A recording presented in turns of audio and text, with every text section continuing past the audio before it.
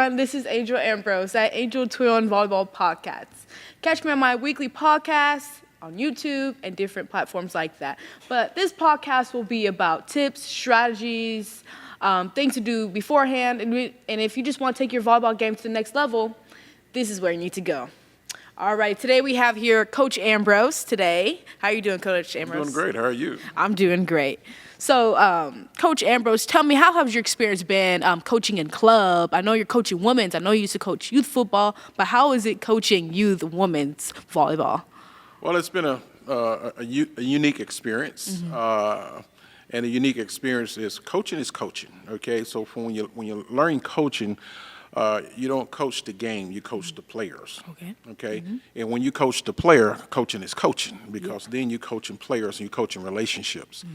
So you just have to transfer that from youth football and also baseball, I did baseball, over to volleyball, which is dealing with, like you said, young ladies, right? It's a little different because in two sports that I've coached, it's always about toughness. Okay, and I thank the Lord I've met several coaches. One of them is South Carolina coach that coached basketball.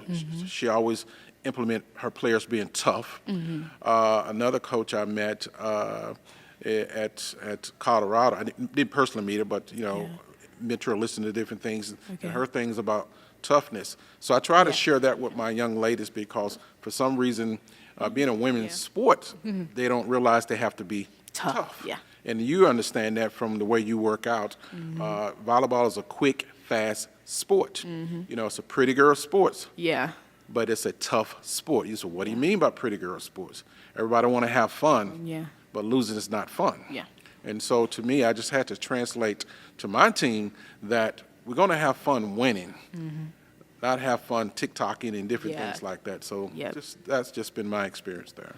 Yes, that's great. That's great. Toughness. All righty, that's great, Coach. Okay. So, Coach, I have a question to ask you.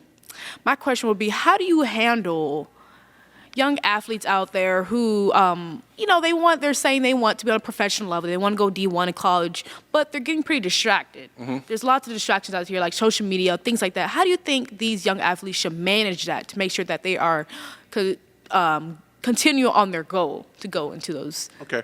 Well, first of all, the key word is managing it, and another key word was goal. If they want to become a D1 athlete, whether it's volleyball, football, whatever it may be, it has to become a passion and a desire first. So once it becomes that, then I can better help them. So you can't help someone that don't want to be helped. What that means is that if they're going to be a top athlete, they got to do what top athletes do. Top athletes is not hanging out with friends. I have, of course, oldest my son that's playing professional football in Europe now. When I coached him in youth football, I had to tell him, listen, you can't play video games with video people. If you want to be in football, you got to go play with football people. Well, it took him a while to get that. So it was a little tough until he got to high school to realize, okay, I need to change the way I'm doing here, because he's a quarterback. So if you're a quarterback, you can't go hang out with a video player. He don't know how to catch the ball. The ball. So you have to hang out with people that do what you do. So that helps your distraction. You got to find commonality people, and then you're going to have to set goals. Then you're going to have to find a mentor, someone that's going to hold you accountable. That's good. And there's a lot of great coaches that holds their player accountable, but sometimes when they get away from the coaches, they go back to normal. So that's why you got to have that association. You heard that thing about guilty by association? Well, you also can be innocent by association. And what that means is being around the right people that can help you get to where you want to go.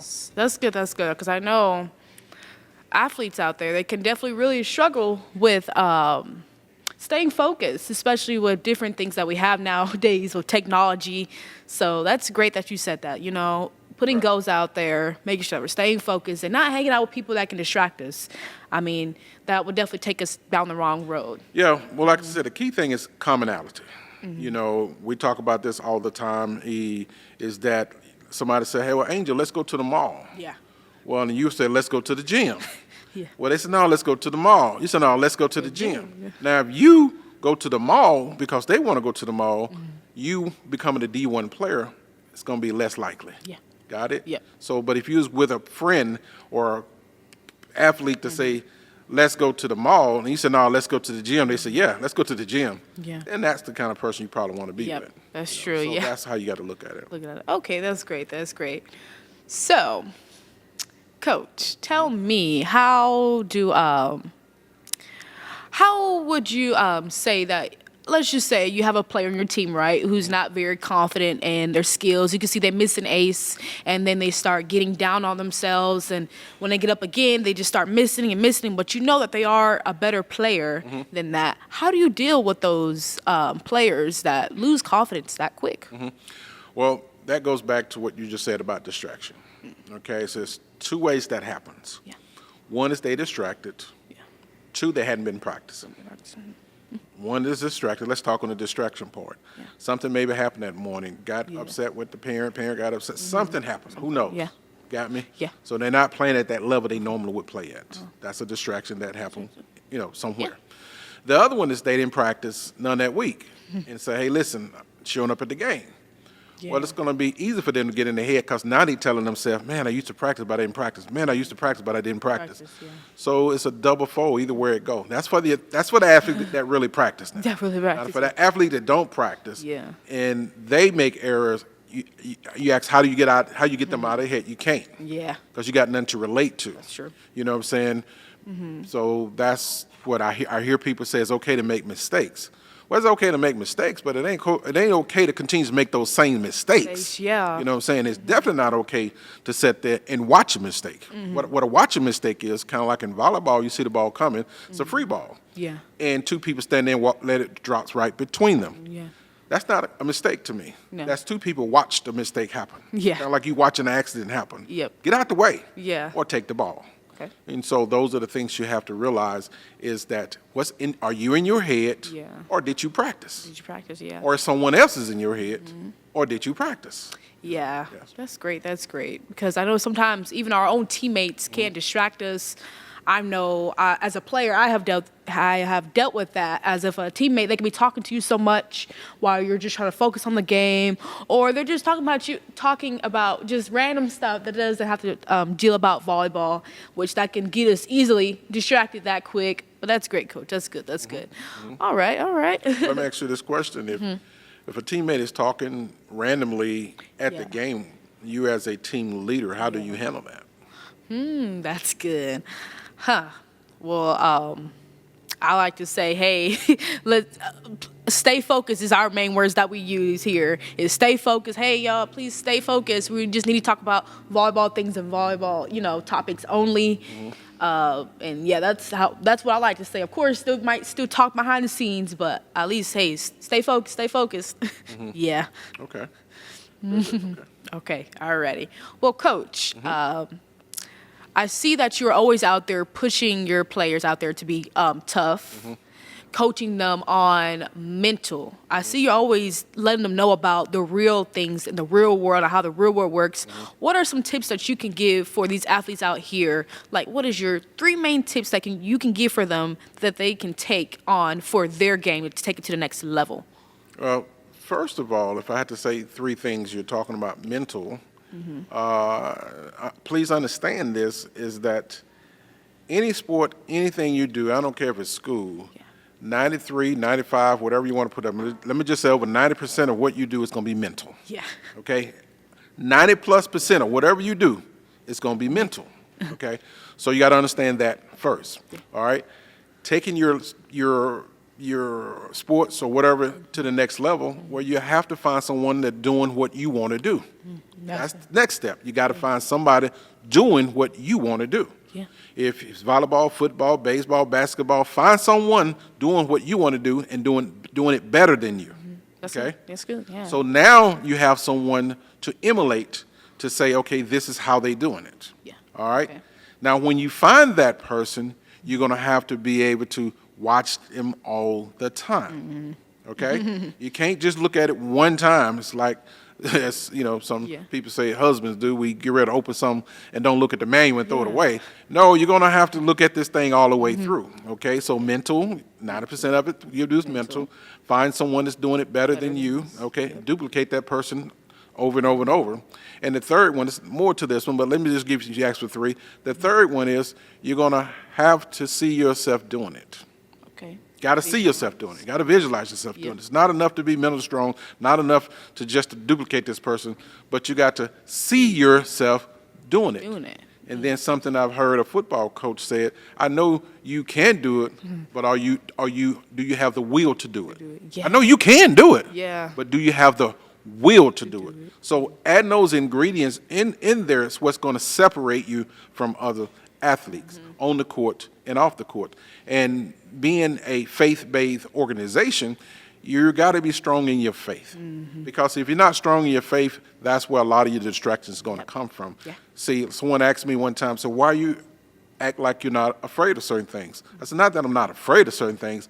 I just know that God can handle all things. Yeah. And you just can't say that out of, ooh, a good word to say. You got to truly believe that. Truly, yeah. You got me? And so That's good. that's what you have to stick on in the step, but definitely have 90% of it. It's going to be mental. You understand, no matter how tough it is, how bad it gets, I got to stick with it.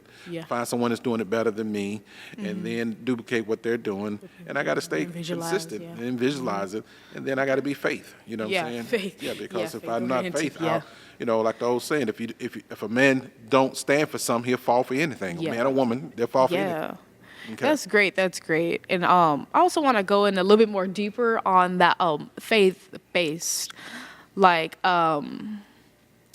how often do you apply, faith in your practices and games? And I love how you actually do that. But like, how do you apply that to your athletes and even the ones that are maybe not as much connected to God?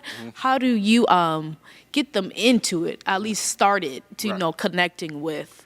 Well, Yeah. it first start with your belief first, Yeah. okay? And then you got to be passionate about changing people's lives.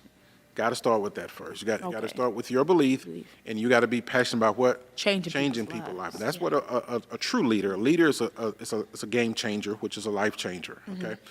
So for me in our practice, of course, we always make sure we pray at our practice as a group. Now, if someone come in and don't want to pray, hey, that's on them. Yeah. But we don't change who we are. Yeah. Got it? Let's start with that first. I also love how he prays before the games too. I think that's a great thing too. I mean, I see some athletes in professional levels do it, in college level, but they might do it separately. I love how coach as into like a group. I don't know. I just feel like that's just a great thing to add it all together with your players. Right. Yeah. Yeah, because again, you never know what someone is going through. Yeah. You got me? And at the same time, from that standpoint, you never know what's going on in your organization. Yeah, that's true. You have sometimes people in your organization going against what you're trying to do. Yep. Yeah. And so what you're trying to accomplish, you got to have prayer, got to have God, all that's working with you Yeah. to overcome the challenges that you're going to do. Because just like you said, we got challenges on the court.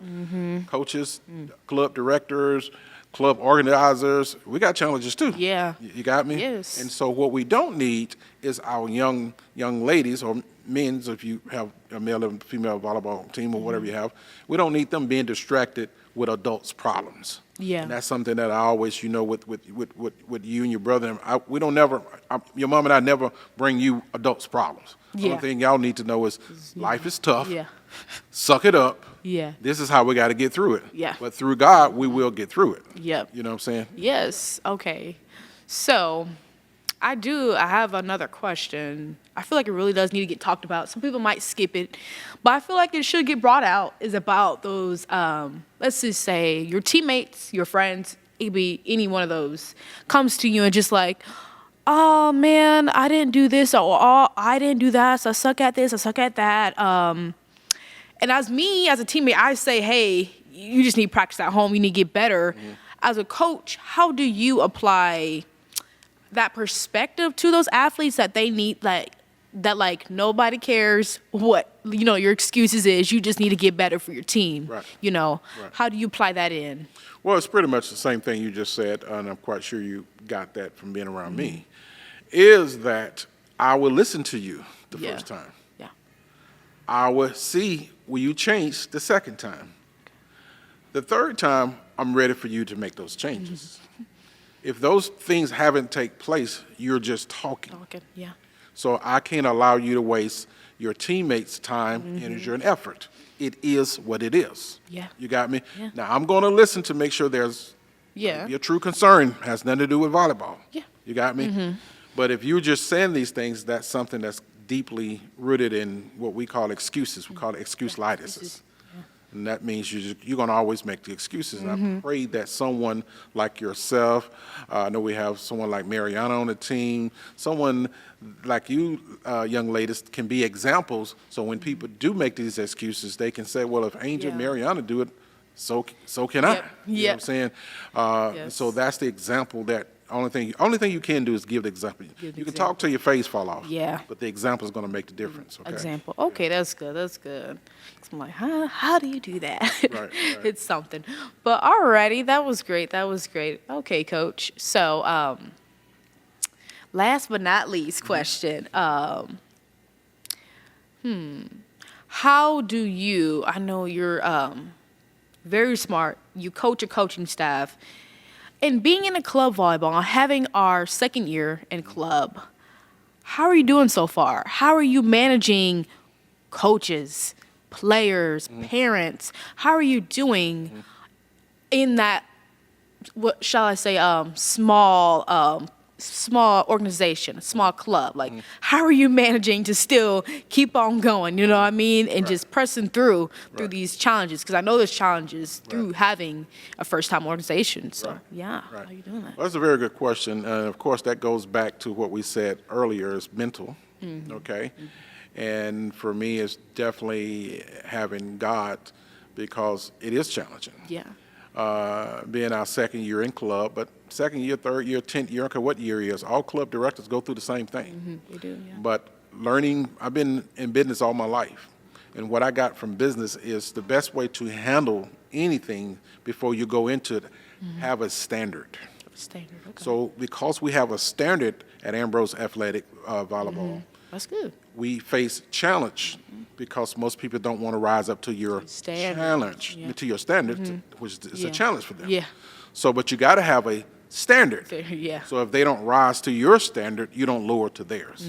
That's So good. that's what helps me, is knowing what what is. My standard. standards, yeah. You know, just like you in volleyball. If you got a standard to where you work out Monday through Saturdays or Monday through Fridays, that's your standard. Yeah. Now, if you start being with somebody that don't work out, That could they either got to rise to yours, or you Yeah. got me.